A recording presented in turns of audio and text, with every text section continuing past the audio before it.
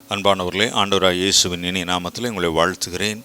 வேதத்தில் இவ்வாறு வாசிக்கிறோம். யோவான் எழுதின சுவிசேஷம் 14ஆம் அதிகாரம் 1வது வசனத்திலே, உங்கள் இருதயம் கலங்காதிருப்பதாக தேவனிடத்தில் விசுவாசமாயிருங்கள். ஆண்டவராகிய இயேசு கிறிஸ்து இந்த உலகத்தில் ஊழியம் செய்தபோது சொன்ன முதல் வார்த்தை மனம் திரும்புங்கள். அப்போ மனம் திரும்பாத விதத்தில் இன்றைக்கி நிறைய பேர் மனதிலே கவலை, துக்கம், சோர்வு அடைகிறதை பார்க்கிறோம். ஆண்டவர் சொல்கிறார், நீங்கள் ஒன்றுக்கும் கவலைப்படாதிருங்கள். நாம் என்ன நினைக்கிறோம்? நாம் ஒன்றுக்கும் கவலைப்படாமல் இருப்பதில்லை.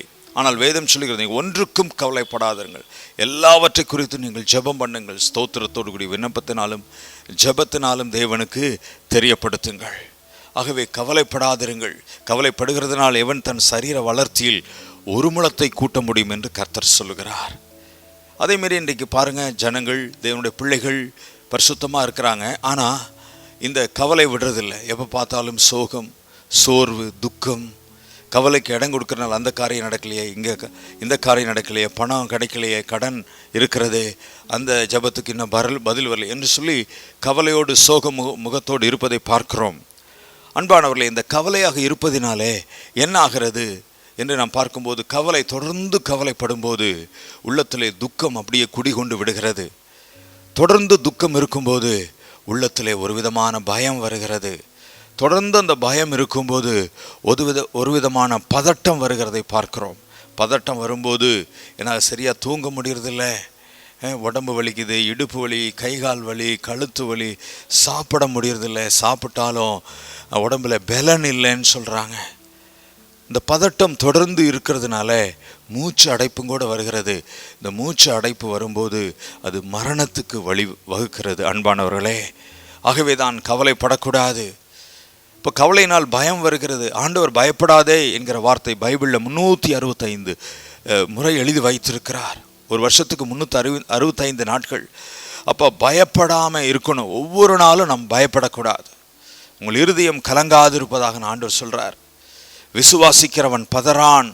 இப்போ விசுவாசிக்கிறவங்க பதட்டம் அடைய மாட்டாங்க, பதட்டம் அடைகிறவங்க விசுவாசிக்க மாட்டாங்க. ஆகவே நாம் என்ன செய்ய வேண்டும்? சமாதான கட்டினால் ஆவியின் ஒருமையை காத்து கொள்ள வேண்டும், சமாதானமாக இருக்க வேண்டும். அன்பானவர்களே, எப்பொழுதும் சமாதானமாக இருக்கணும். பைபிளில் சொல்லியிருக்குது, பிலிப்பியர் 4:4 எப்பொழுதும் சந்தோஷமாக இருங்கள். அதற்கு முன்பதாக எப்பொழுதும் நம் சமாதானமாக இருக்கும். உள்ளத்திலே கவலையோடு இல்லாமல், பயத்தோடு, பதற்றத்தோடு இல்லாமல் சமாதானமாக இருக்க நாம் ஜெபிக்கணும், நாம் பயிற்சி எடுக்கணும், நாம் பக்குவப்பட வேண்டும். அன்பானவர்களே, சமாதானத்தை நாம் காத்துக்கொள்ள வேண்டும். ஆண்டவர் சொல்கிறார், கூடுமானால் உங்களால் ஆன மட்டும் யாவரோடும் சமாதானமாயிருங்கள்னு ஆண்டவர் சொல்கிறாரு. ஆகவே தான் ஆண்டவராகிய இயேசு கிறிஸ்து உயிரோடு எழுந்து பிறகு இந்த ரோமர் எழுதின நிருபம் ஆரம்பிக்கிறது. பாருங்களேன், ரோமரிலிருந்து வெளிப்படுத்தின விசேஷம் வரைக்கும் அந்த புத்தகம் ஆரம்பிக்கிறது எப்படி, முடிக்கிறது எப்படி அப்படின்னா, அது ரோமர் 1ஆம் அதிகாரம் 1, 2, 3 கிருபையும் சமாதானம் உண்டாவதாக என்று சொல்லி அந்த புத்தகம் ஆரம்பிக்கும். முடியும் போது கர்த்தராகிய இயேசு கிறிஸ்துவினுடைய கிருபை உங்கள் அனைவரோடும் கூட இருப்பதா. இப்படி தானே ஒவ்வொரு புத்தகமும் 1 கொரிந்தியர், 2 கொரிந்தியர், கலாத்தியர், எபேசியர், பிலிப்பியர், கொலேசியர் என்று சொல்லி வெளிப்படுத்தின விசேஷம் வரைக்கும் கிருபையும் சமாதானம் உண்டாவதாக என்று சொல்லி ஆரம்பித்து, கிருபை, நம்முடைய கர்த்தராகிய இயேசு கிறிஸ்துவினுடைய கிருபை உங்கள் அனைவரோடும் கூட இருப்பதாக என்று சொல்லி முடிகிறதை பார்க்கிறோம்.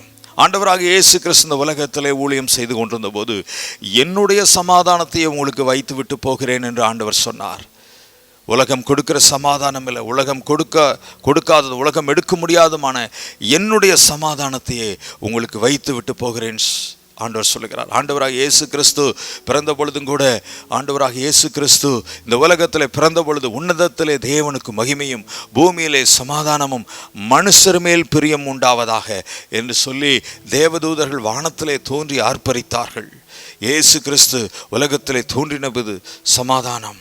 வேத புத்தகத்திலே ஒவ்வொரு புத்தகம் ஆரம்பிக்கும் போது சமாதானம், முடியும் போது சமாதானம். ஆகவே கர்த்தருடைய பிள்ளைகளாகிய நமக்கு எப்பொழுதும் சமாதானம், கவலைக்கு இடம் கொடுக்கக்கூடாது. பயத்திற்கு, பதட்டத்துக்கு, குழப்பத்திற்கு, கோபத்திற்கு, வன்முறையான எண்ணங்களுக்கு, கலகத்திற்கு இடம் கொடுக்காமல் சமாதானமாயிருங்கள். உங்கள் இருதயம் கலங்காதிருப்பதாக தேவனிடத்திலே விசுவாசமாயிருங்கள். உங்கள் சமாதான கட்டினால் ஆவியின் ஒருமையை காத்து கொள்ளுங்கள். சமாதானம் உங்களுக்கு உண்டாவதாக. கர்த்தர் தாமே நம்மை ஆசீர்வதிப்பாராக. ஆமென்.